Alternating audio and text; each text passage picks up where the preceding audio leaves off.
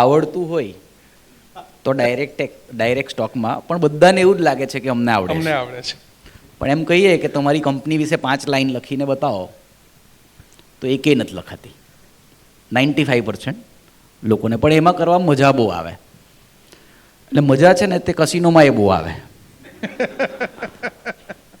અને જો એન્ટરટેઇનિંગ હોય ને એ ઇન્વેસ્ટમેન્ટ નથી. એટલે તમને એન્ટરટેઇનમેન્ટ જોઈતું હોય તો ગોવા જઈ આવો, એ સસ્તું પડશે. અને તમે રિયલી માનતા હોય કે તમે કોઈ કંપની વિશે 5 પેજ ભરીને લખી શકો છો અને તમને વેલ્યુએશન ને બધું સમજમાં આવે છે તો જ કરવું જોઈએ. Otherwise mutual fund is far better option. કેમ કે એક જો મ્યુચ્યુઅલ ફંડનો એક ઇનહરન્ટ ફાયદો છે કે તમે લે વેચ કરો તો તમે short term capital gain, long term capital gain જે પણ હોય તે લાગે. ધારો કે 5 વર્ષનું તમારું ઇન્વેસ્ટમેન્ટ છે, તમે વચ્ચે લે વેચ કર્યા. મ્યુચ્યુઅલ ફંડ જ્યારે કરે છે ને અંદર, તો મ્યુચ્યુઅલ ફંડને કોઈ ટેક્સ નથી.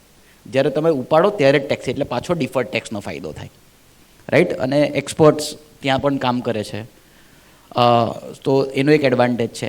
પીએમએસનો અલગ એડવાન્ટેજ છે કે પીએમએસમાં થોડા રિસ્ટ્રિક્શન ઓછા હોય છે. જેમ મ્યુચ્યુઅલ ફંડમાં કે એક સ્ટોકમાં 10%થી વધારે તમે નહીં લઈ શકો, તમે થોડું રિસ્ક બેલેન્સિંગ પણ કરતા હોય, તો પીએમએસમાં એવા રિસ્ટ્રિક્શન નથી. એટલે થોડા ફંડ મેનેજરના હાથ ખુલ્લા છે એમાં.